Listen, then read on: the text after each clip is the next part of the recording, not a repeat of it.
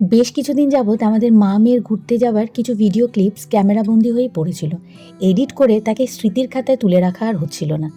আজ কিছুটা অবসর পেয়ে ভাবলাম এই কাজটাই সেরে ফেলি। চলুন আজ আপনাদের নিয়ে যাই এমন একটা যাত্রায় যেখানে পুঁথিগত পরিধির বাইরে ভারতীয় সভ্যতা, প্রাচীন ইতিহাসকে আমরা উপভোগ করতে পারবো, অনুভব করতে পারবো।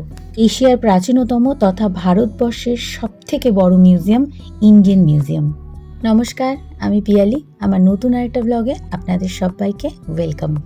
টিকিট কেটে মিউজিয়ামের ভেতরে যেতেই আমরা একটু অবাকই হলাম। বিশাল বড় সাংস্কৃতিক অনুষ্ঠানের আয়োজন এবং উপস্থিত ছিলেন বেশ কিছু সুনামধন্য গায়ক ও গায়িকারা। কিন্তু আমার আর তোয়ার আসল ফোকাস ছিল মিউজিয়াম ভালো করে দেখা এবং প্রত্যেকটা জিনিসকে উপভোগ করা। ছোটবেলা থেকে বহুবার আমি ইন্ডিয়ান মিউজিয়াম এসেছি এবং তোয়াকেও বেশ কয়েকবার নিয়ে এসেছি, কিন্তু তা সত্ত্বেও যতবার আমি আসি ততবারই যেন আমি নতুন রূপে আবিষ্কার করি এই মিউজিয়ামকে। স্বাধীনতার আগে Indian museum Asiatic society museum নামে পরিচিত ছিল। পরবর্তীকালে এর নাম রাখা হয় ইম্পেরিয়াল মিউজিয়াম এবং স্বাধীনতার পরবর্তীকালে এর নামকরণ করা হয় ইন্ডিয়ান মিউজিয়াম তথা ভারতীয় জাদুঘর। কলকাতার নাম এলে গোটা বিশ্ববাসীর চেতনায় যেই জিনিসগুলোর ধারণা সবার প্রথম আসে সেগুলো হলো কলকাতার মিষ্টি, কলকাতার ট্রাম, কলকাতার দুর্গাপুজো, বেঙ্গলি কালচার। কিন্তু না, আমার কলকাতা শুধু এতটুকুনি নয়। আমার কলকাতার ঐতিহ্য, সংস্কৃতি আজও বহু মানুষকে একইভাবে আকর্ষিত করে, যার জন্য দেশ বিদেশ থেকে বহু মানুষ আজও ছুটে আসে সেই আকর্ষণে। এদিকে অনুষ্ঠান শুরু হয়ে গেছে জোর কদমে। আমি গিয়ে ঢুকলাম আমার সবথেকে প্রিয় পার্টটাতে।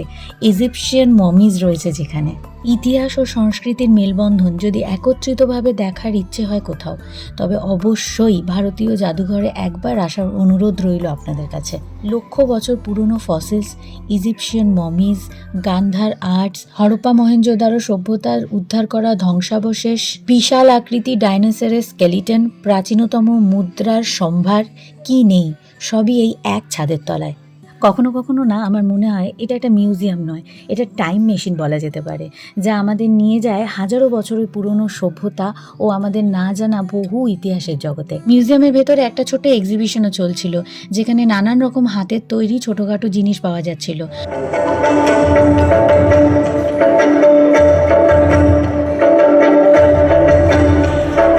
তোয়াকে সেখান থেকে একটা হাতে তৈরি কাগজের ডায়েরি কিনে দিলাম।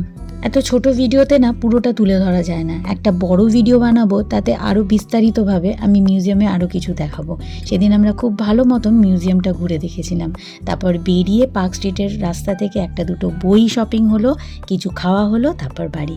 আজ এই অবধি থাক, আবার দেখা হবে খুব তাড়াতাড়ি। সবাই ভালো থাকবেন।